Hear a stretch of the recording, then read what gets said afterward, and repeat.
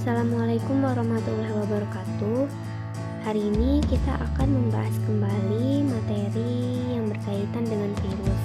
Sebelumnya, di minggu kemarin kita telah belajar materi virus dari mulai sejarah hingga ciri-ciri dari virus. Nah, kita akan belajar lagi tentang virus melalui video pembelajaran kali ini. Silakan kalian simak materi yang saya jelaskan, dan apabila ada yang ingin ditanyakan, kalian bisa tanyakan di kolom komentar. Dan untuk mengetahui kehadiran kalian sudah menonton video ini, kalian bisa mengisi absensi yang ada di deskripsi box video ini ya. Oke, kita lanjut saja ke materi tentang virus.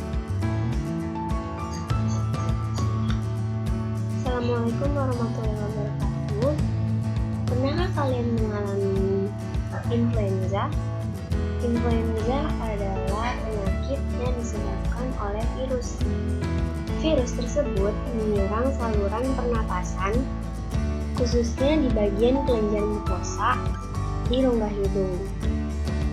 Ketika seseorang mengalami influenza, hidung akan mengalami tersumbat, mengeluarkan lendir, flu, demam, dan tubuh terasa sakit. Nah, apa sebenarnya virus itu? Dan bagaimana ciri dari virus? Apakah virus hanya menyebabkan penyakit? Atau adakah virus yang menguntungkan? Untuk mengetahui jawabannya, kita akan mempelajari tentang virus. Oke, dengan topik materi yang akan kita bahas yaitu mengenai sejarah virus, struktur dan ciri virus, replikasi virus, dan klasifikasi virus juga peranannya. Dan diharapkan setelah kita mempelajari materi virus, kita dapat menjelaskan sejarah virus, menjelaskan struktur dan ciri virus, memahami replikasi virus, dan juga mengidentifikasi klasifikasi dan peranan dari virus tersebut. Nah, oke. Kita masuk yang pertama mengenai apa itu virus, apakah berbahaya? Kata virus berasal dari bahasa Latin, yakni virion, yang berarti racun. Penemuan virus berkembang dari masa ke masa, mulai dari 1883 hingga 1935. Nah, sejarah virus. Virus pertama kali ditemukan oleh Adolf Meyer pada tahun 1883. Meyer menemukan adanya bintik kuning pada daun tembakau. Mengetahui hal itu, Meyer mencoba melakukan percobaan dengan yang ada di gambar tersebut ya. Kalian bisa lihat pada gambar yang ada di video ini. Ini adalah contoh daun tembakau yang mengalami penyakit bintik-bintik pada daunnya. Lalu, Meyer mencoba menghaluskan daun tersebut, dan hasil ekstrakan daun itu disemprotkan pada daun tembakau yang masih sehat. Hasil dari semprotannya menyebabkan tanaman tembakau menjadi sakit, sehingga ia berkesimpulan bahwa makhluk yang menyerang tembakau tersebut berukuran lebih kecil dari bakteri. Oke, penemuan yang kedua oleh Dmitri Ivanovsky pada tahun 1892. Dmitri ini melakukan percobaan yang sama dengan Meyer, yaitu dengan menyaring getah tembakau yang sakit. Perbedaannya, Dmitri menyaring getah dengan saringan bakteri. Lalu, hasil saringan disemprotkan pada daun tembakau yang sehat. Ternyata daun tembakau itu menjadi sakit. Lalu, yang ketiga, ada Martinus Benjerik. Pada penemuan Martinus Benjerik ini sama percobaannya dengan dua peneliti sebelumnya. Namun perbedaannya di sini Benjerik melakukan 2 kali proses tahapan dari Ivanovsky, yaitu dengan menonaktifkan makhluk penyebab penyakit tersebut menggunakan alkohol. Hasilnya, alkohol tidak bisa menonaktifkan makhluk tersebut. Benjerik menyebutnya sebagai virus lolosaring karena ukurannya yang sangat kecil, lebih kecil dari bakteri. Dan penemuan terakhir oleh Wendell Meredith Stanley pada tahun 1935. Ilmuwan ini berasal dari Amerika Serikat.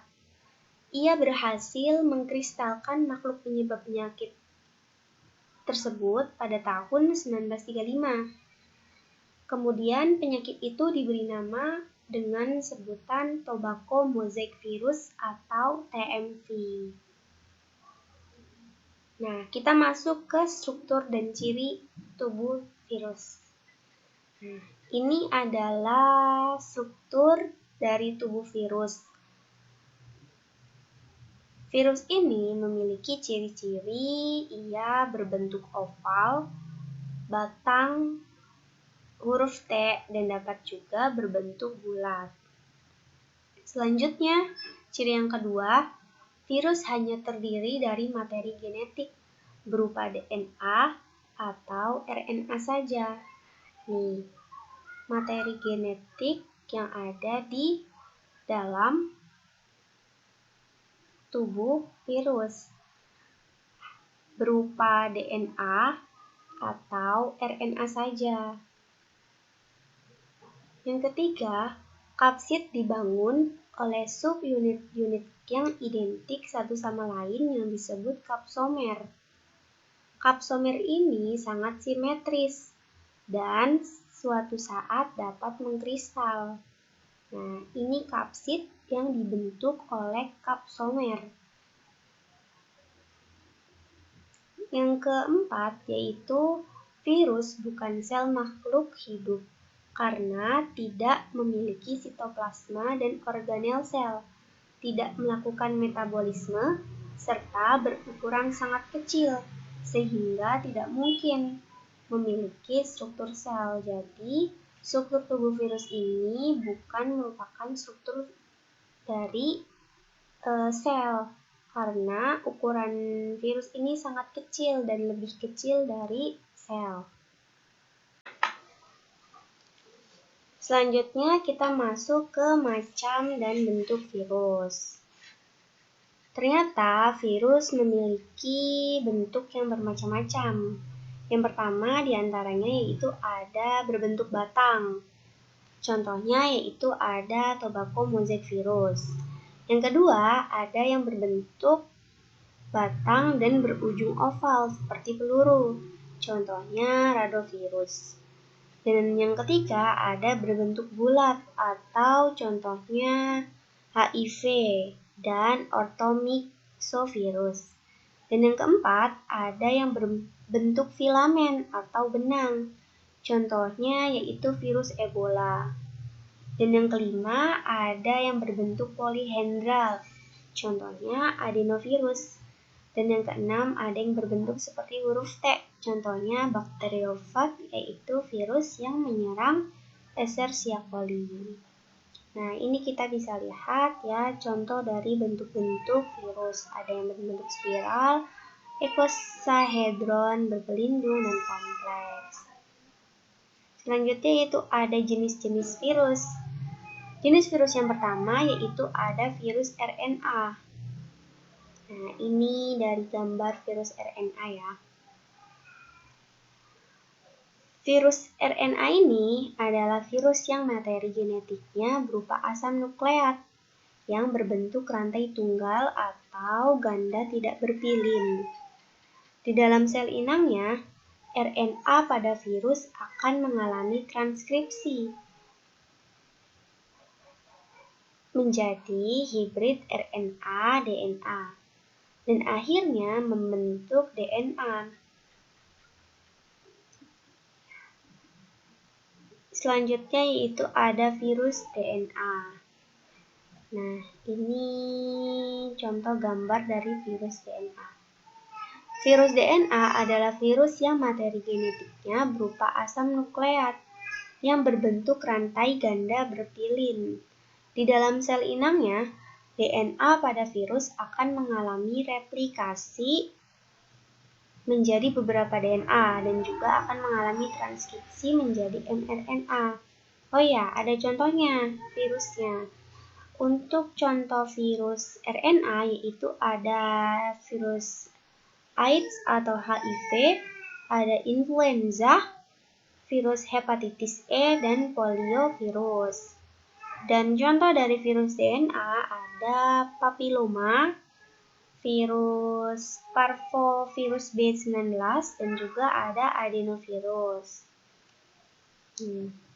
Selanjutnya yaitu ada struktur tubuh virus. Ada kepala. Kepala ini berisi kapsid, materi genetik, DNA, dan mRNA. Kepala berisi bagian-bagian pelindung seperti asam nukleat, dan sedangkan bagian luarnya diselubungi oleh kapsid. Untuk virus bakteriofag, pada gambar ini kepalanya berbentuk polihendral dengan jenis asam nukleatnya yaitu ada DNA. Selanjutnya ada leher virus. Leher merupakan penghubung antara kepala dan juga ekor, yaitu berfungsi sebagai saluran keluarnya asam nukleat menuju ekor. Tetapi tidak semua virus mempunyai leher ya, hanya virus kompleks saja yang memiliki leher seperti bakteriofag ini. Selanjutnya ada kapsid virus. Kapsid merupakan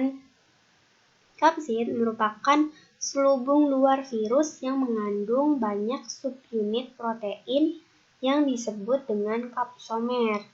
Kapsid terdiri dari beberapa bentuk, sehingga ia berpengaruh pada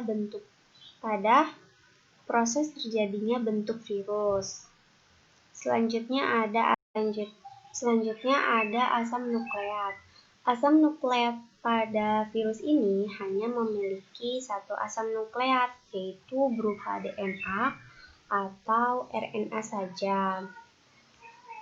Dan fungsinya yaitu untuk sebagai informasi genetik saat melakukan replikasi virus. Selanjutnya itu ada ekor virus. Ekor virus ini terdiri dari serabut ekor dan lempengan-lempengan dasar dari virus. Ekor ini berfungsi untuk menempel pada inang dan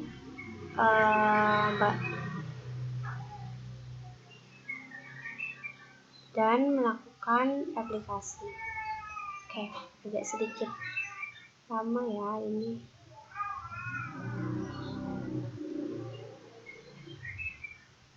Selanjutnya yaitu ada replikasi virus.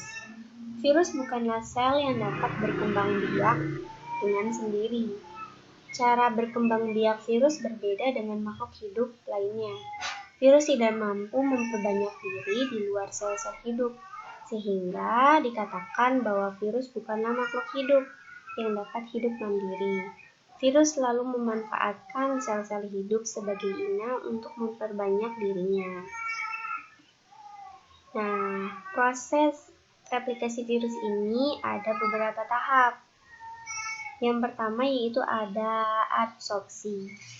Adsorpsi ini adalah proses penempelan virus pada inang. Penempelan virus pada inang. Inang ini adalah sel dari makhluk hidup. Yang kedua ada proses injeksi atau penetrasi, yaitu masuknya asam inti ke dalam sel inang. ekskulnya sel inti kepada sel inang. Dan yang ketiga ada sintesis, yaitu pembentukan, di mana DNA ini diproduksi bersama protein-protein fake dari virus. Selanjutnya ada tahap perakitan.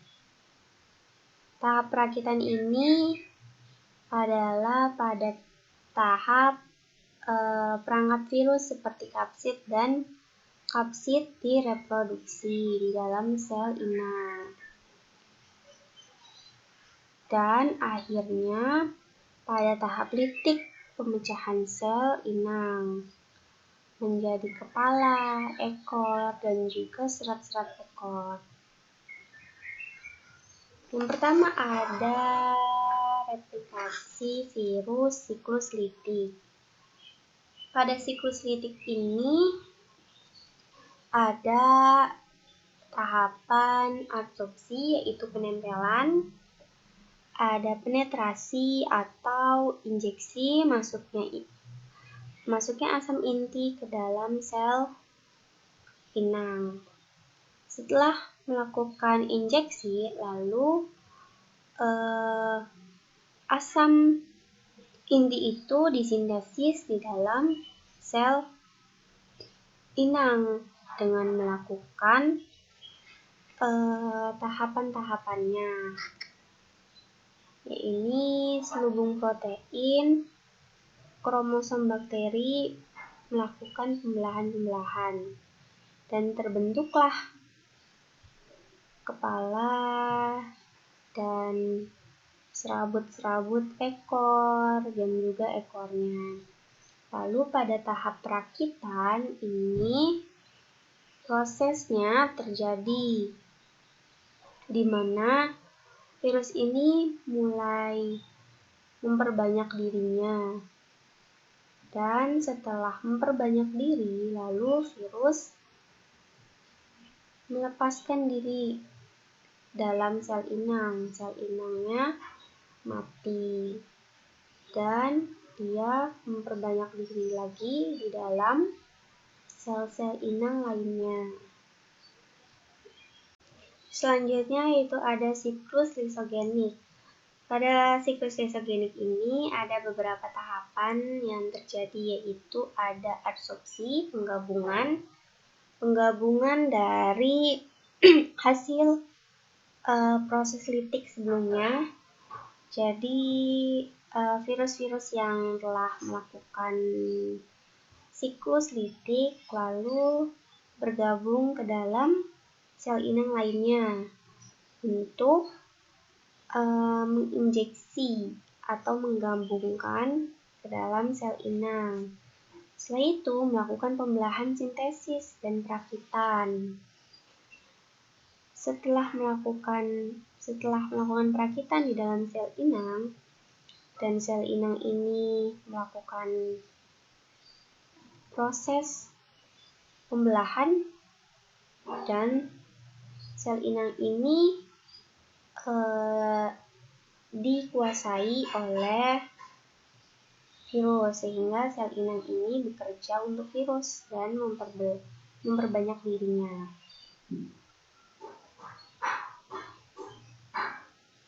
Isi dari sel inang ini adalah asam nukleat virus dan kromosom bakteri. Nah, selanjutnya ada peranan virus dalam kehidupan. Ada virus yang menguntungkan dan juga ada virus yang merugikan. Nah, kita cari tahu virus yang menguntungkan itu apa saja. Nah, virus yang menguntungkan yaitu ada virus untuk memproduksi vaksin. Vaksin merupakan patogen yang telah dilemahkan sehingga tidak berbahaya jika menyerang manusia. Ada beberapa virus yang dimanfaatkan untuk memproduksi vaksin. Jika telah diberi vaksin, tubuh manusia akan dapat memproduksi antibodi, sehingga jika sewaktu-waktu terserang patogen yang sebenarnya, tubuh manusia tersebut telah kebal karena di dalam tubuhnya telah diproduksi antibodi patogen tersebut. Selanjutnya ada virus untuk memproduksi antitoksin. Antitoksin dapat dibuat dengan menggabungkan DNA virus dan gen yang mempunyai sifat menguntungkan, sehingga jika virus menginfeksi bakteri di dalam sel bakteri tersebut, terkandung gen yang menguntungkan. Gen manusia adalah gen yang menguntungkan yang dapat mengendalikan produksi antitoksin. Jika oleh DNA virus dan DNA manusia disambungkan dengan DNA bakteri, sel bakteri tersebut akan mengandung gen manusia, penghasil antitoksin. Jadi, yang mulanya gen bakteri tidak mengandung antitoksin manusia, sekarang mampu memproduksi antitoksin manusia. Nah, dan yang ketiga ada virus yang dapat melemahkan bakteri. Virus yang menyerang bakteri patogen merupakan virus yang menguntungkan. Jika DNA virus lisogenik menginfeksi DNA bakteri patogen, bakteri tersebut menjadi melemah atau tidak berbahaya. Selanjutnya ada peranan virus dalam kehidupan yang merugikan bagi manusia. Ada virus yang menyebabkan influenza, ada virus yang menyebabkan cacar, dan ada virus yang menyebabkan polio, dan lain sebagainya. Dan yang sekarang sedang heboh-hebohnya adalah virus corona atau COVID-19 yang menyebabkan sistem kekebalan tubuh kita menjadi melemah.